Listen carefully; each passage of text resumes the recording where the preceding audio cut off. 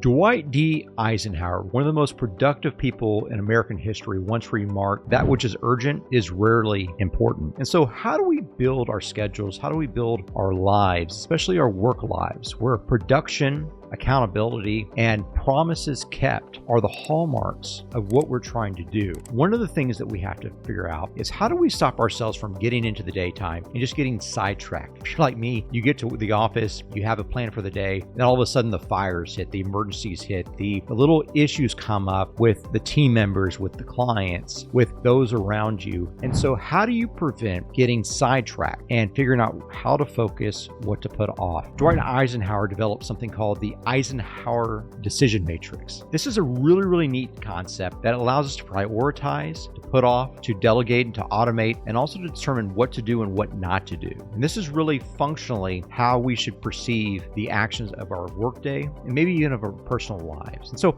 how does it work? First of all, Eisenhower breaks this down into quadrants, where you have columns, which are urgent and non-urgent, and rows, which are important and not important. If you imagine these four quadrants, you have these broken down in a way that allows you to easily identify the classification of each of the tasks. And so let's walk through these quadrants together very briefly and figure out how we can apply these to our everyday lives and work ethic as leaders. And then the big goal here is to be able to teach our team members about these concepts to allow them to also prioritize, because without prioritization, we can never really focus on what the work to do really is. The first quadrant that we have is the classification of the things that are urgent and important. So they're urgent and they're important. Remember what Eisenhower said? He says things are very rarely both urgent and important. So clearly, we want to focus on these things that come up that are urgent, time sensitive, and they're important. Now, if you have things in your life that are always urgent, always important, these are things that if they're reoccurring matters, if they're with the same people or they're around the same area of the organization, these are areas where we have to figure out, do we have the right processes and do we have the right people in place, right?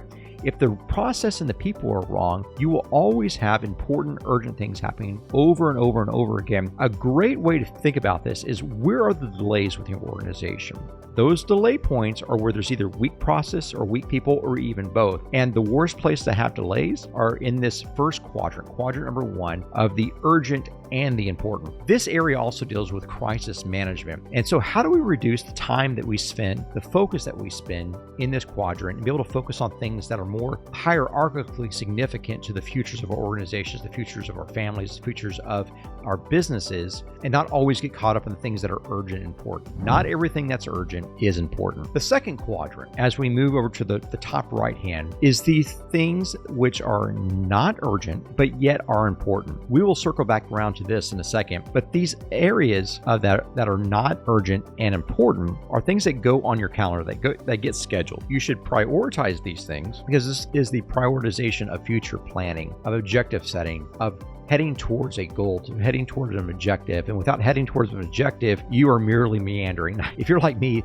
it feels like you're meandering sometimes. You've got to get right back to focus on what the job really, really is. And our worst enemy are the urgent fires that have to be put out day in and day out. And if we can figure out how to get rid of these things, we can figure out how to build people and the processes necessary to overcome these things and get them off your plate. That's what we'll see true success. So this is quadrant number 2, the things that are important, but the things that are not urgent. Now you have this third quadrant, which is the lower left-hand quadrant, where things that are not important, but they're urgent. So things that are not important if they're urgent, Eisenhower would say that you want to delegate. Now, one of the first comments that I'm going to hear back is that, well, Rick, I don't have a team to delegate to. What do I do here? Like, I can't just delegate everything out. Well, this is where automation comes into play. These are where tools like Zapier and very, very basic coding skills come into play. This is where you go on someone's website like Upwork or Fiverr, and you have scripts, you have automations built. The role of the leader is to automate as little as possible so you can focus your attention on what needs to get done. Only that which has your attention can actually get accomplished in the right way. And so we want to delegate and or automate this. Now, if you have a team, the key thing about this is you need to empower your team to be able to take on these objectives. And the idea of when to know whether or not you have the right team or not is whether they're able to anticipate these needs in advance, these urgent yet not important things in advance, and handle these. You have to have a team that's able to make independent decisions, independent of you, independent of other actions. They have to be able to anticipate the needs of tomorrow, today, and address them today. And the fourth quadrant, and if you'll stick around, I'll give you the idea about what's the most important and why it's the most important quadrant. The fourth quadrant is this idea of decluttering, of elimination, of things not to do, right? If you have a to-do list, and your to-do list is just filled with everything that everyone asks you to do, everything you think about doing, all these ideas, and you never declutter these, you never remove them, you're always going to be behind. You're not ever able to focus. And so whenever we prioritize tasks, this is a lesson that we learned from the great Jack Welch, the former CEO of GE, that whenever you set your priorities, your top 2 or 3 priorities, you go and tackle those things. And before you tackle the second priority or the third priority, you go back and readjust, because there might be something that maybe was your number 10 priority 6 months ago, but now it's ascended to be the number 1 priority. So we have to continually reprioritize our tasks. And the way that you do that is figure out what not to do. Do not do things in this fourth quadrant that are not important and they're not urgent. They're not important and they're not urgent. They should not be done. The modern way of thinking about this is the idea of decluttering, of removing things from your life. But traditionally, this has been